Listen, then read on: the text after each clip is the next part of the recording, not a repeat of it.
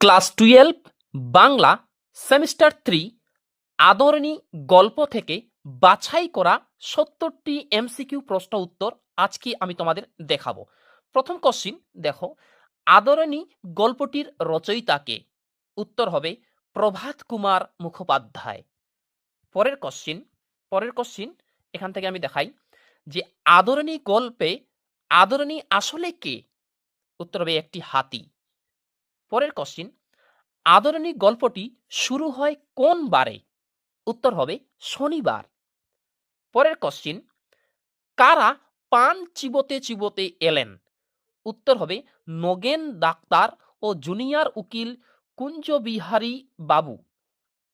পরের question, Nagen doctor ও কুঞ্জবিহারী বাবু কি খেতে খেতে এসেছিলেন? উত্তর হবে পান। পরের কোশ্চিন, পাড়ার ডাক্তারের নাম কি? উত্তর হবে নগেন।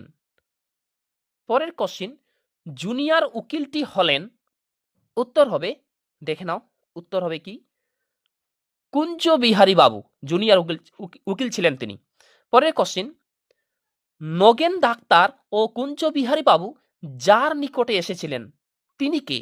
উত্তর হবে জয়রাম মক্তার। পরের কোশ্চিন, নগেন ডাক্তার ও কুঞ্জবিহারী বাবু কি দুলিয়ে জয়রাম মক্তারের কাছে এসেছিলেন? উত্তর হবে হাতের ছড়ি।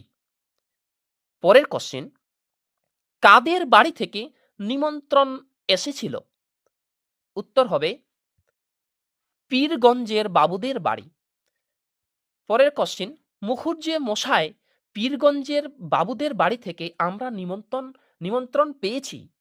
আমরা বলতে এখানে কাদের কথা বলা হয়েছে?